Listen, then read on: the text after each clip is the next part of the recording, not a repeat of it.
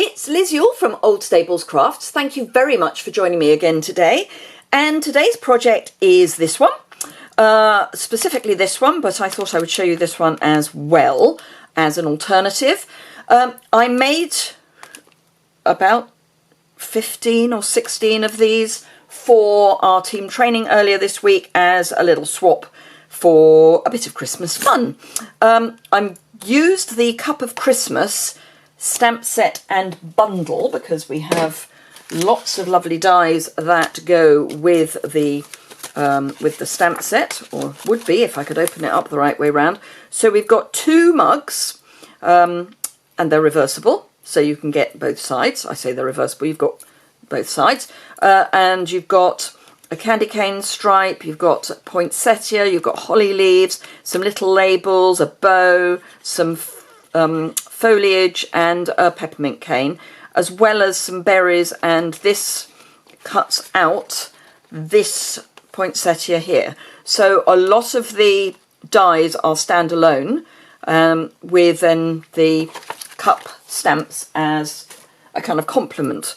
Now, the Cup of Christmas Cheer was the first of a new line of stamps which are called reversibles, and that is because these particular stamps, the ones with the stripe and the polka dot, you can reverse, so you can either have them with the mug handle to the left or to the right. And there are new reversibles coming in the mini catalogue, due to launch on the 3rd of January. Just saying. The dies are carrying over, but the stamp set is not. I cannot remember whether the dies are, whether the stamp set is discounted, but let me grab my annotated brochure, catalogue, that's the word I was seeking and failing abysmally. They are here somewhere. Pum, pum, pum. They are. I know they're here somewhere. I've probably missed them already. Okay, let's do it from the other way. Page 34. Right, so the stamp set are going. Obviously the bundle is going, but the dies are remaining. There are no discounts, so if you want both, then the bundle is your best way to go. The stamp set will be while stocks last, but the dies, as I say, are carrying over, certainly through until the beginning of June. We don't know past then yet, so I would suggest that you might want to grab those while you can and get them at a discount price, so then you've got something ready for Christmas. Really quick and easy to use. So let me show you how to make these. These are holding just little mini candy canes. Now do remember the link to my online store is immediately below. So if you would like to buy anything and you're in the UK, you can just link straight to that. Don't forget to subscribe to my channel. Sorry, I'm just trying to find the bits I've set up. And don't forget to give me a thumbs up if you enjoy the video. When we eventually get to the end, I'll say it before you. Okay, so I've already die cut my two mugs because it's just a bit of simple die cutting. Then I have got, if I can find it, another piece of Poppy Parade. This is just Poppy Parade cardstock. And I have to say, this is particularly interesting for me because I have a cat who has decided to lie between my legs. So I'm kind of having to do this in an interesting way. Anyway, this piece of card is 5.5 inches long. It needs to be probably nearer 4.5 inches, but I'm going 5.5 just in case. You want to score at 1/2 inch. For those of you in new money, that's about 1.25 centimetres. Then again at 1 inch. And again in new money, that is about 2.5 centimetres. And then cut at 1.5 inches, which is right on the edge of the track here on the new trimmer. I love my new trimmer. And again, for those of you in new money, that's about 3.75 centimetres. It's not a vital measurement. It is just so that you've got the depth to hold your candy canes. Then all you need to do is to burnish the score lines and add some tear and tape. And then I'm going to show you how I embossed the mugs, and then we can put them all together. These are the sort of thing that if you do them as a conveyor belt, really don't take terribly long, so if you've got lots to do. If you have got lots to do, I would suggest using the full length of cardstock and then just cutting it off. I mean, we'll be cutting a bit off in a moment, so I'll show you what I mean by that, and you can then just keep doing a conveyor belt. I'm using, although you don't have to, but I am using the Stamparatus. I've already mounted up the Sweet Christmas Wishes and the poinsettia. So those are already mounted up, and I've positioned them so that if I come in 3 centimetres on the, this is the metric version of the deluxe mat. I assume there's an imperial version in North America, but I honestly don't know, so I can't comment.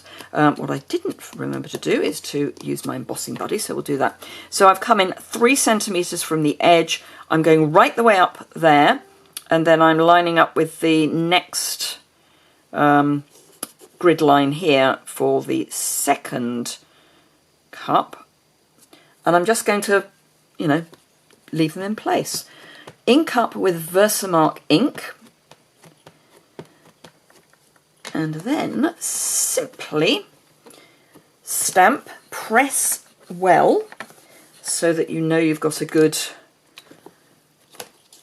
covering of ink.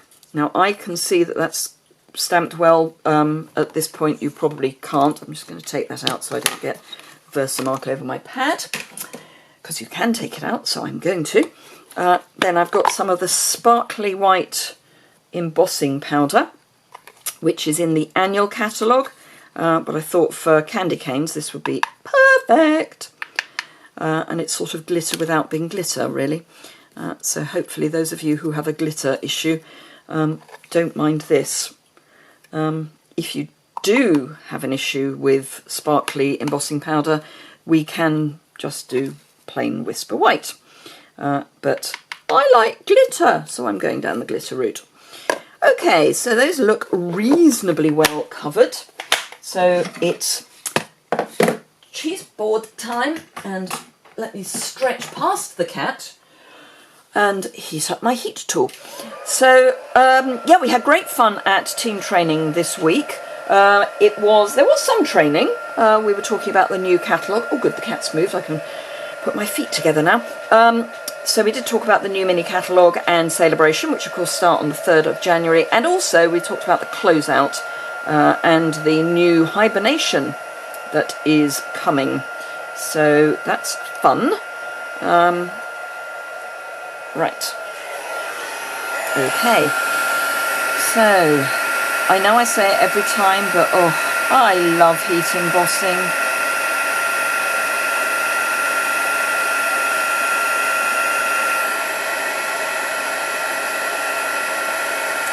Look at it just go so lovely and white and sparkly.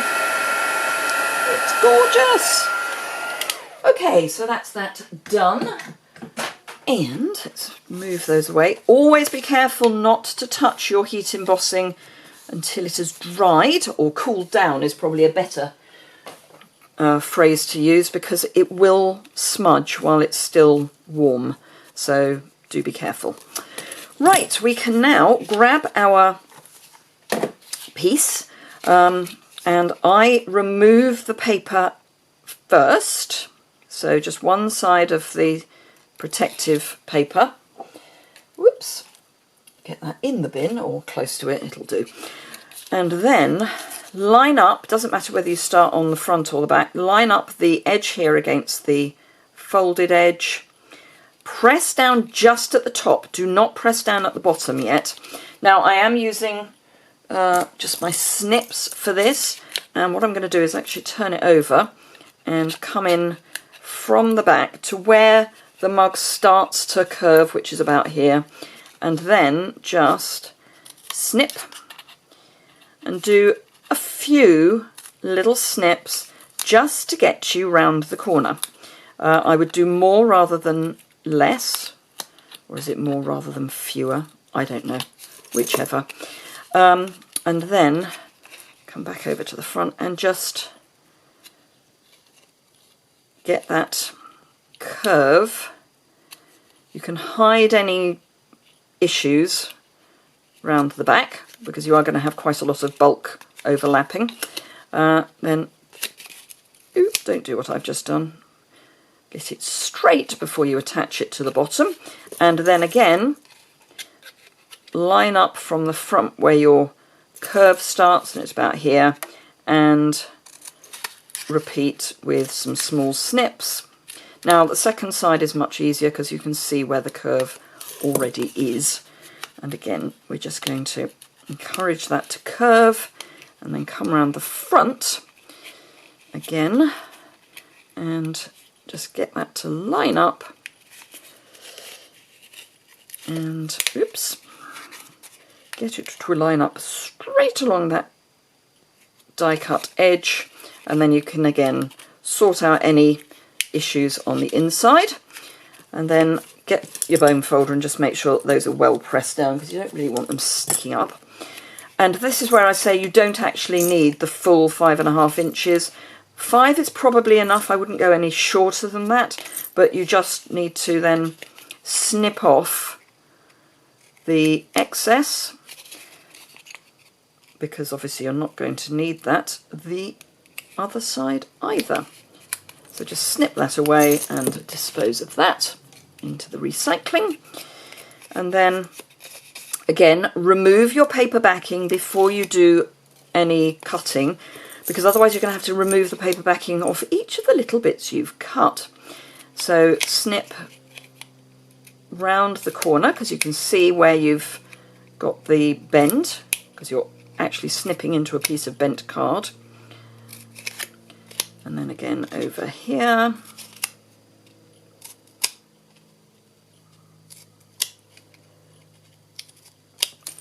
And then this side is much easier because you can start to get your bits already in place, and then again we're just going to line up our die cut edge against the fold, and then what I tend to do is line up the die cut edge against the fold on the other side and then sort out the bottom. It kind of falls into place because you've lined up the two sides, and again just get in there with your bone folder and push everything down. And then just as a finishing touch, I've taken some of the white, do we call it white? Do we call it glisten? Something like that. Glimmer paper and a piece of vellum.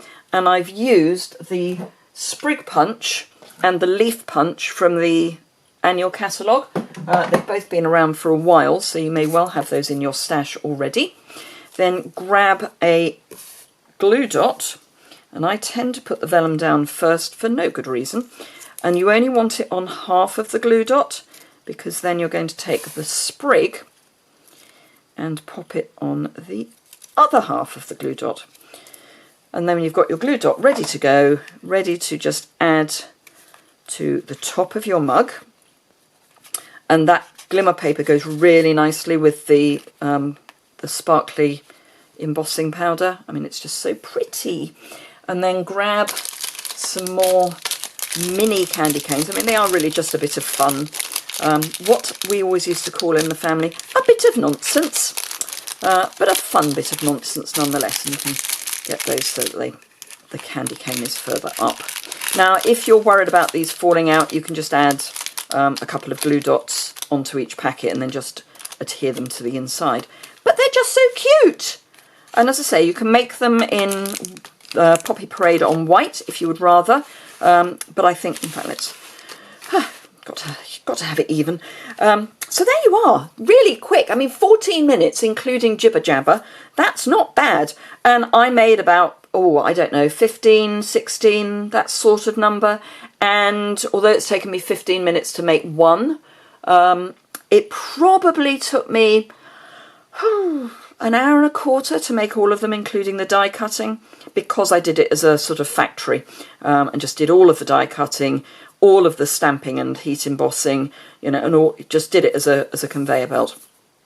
Anyway, I hope you enjoyed that. These would be perfect for craft fairs if you're still in craft fair mode, or little gifts for your kids' school friends, those sorts of things. You can get the candy canes very easily in discount stores. You can get them in supermarkets as well, but you can get them in discount stores. These mini candy canes, I think I got, they were 36 in a box for £1, something like that.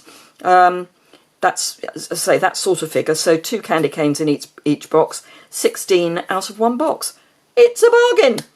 Anyway, thank you very much indeed for watching. As I say, do remember, if you don't already subscribe, you can do that in the bottom right hand corner.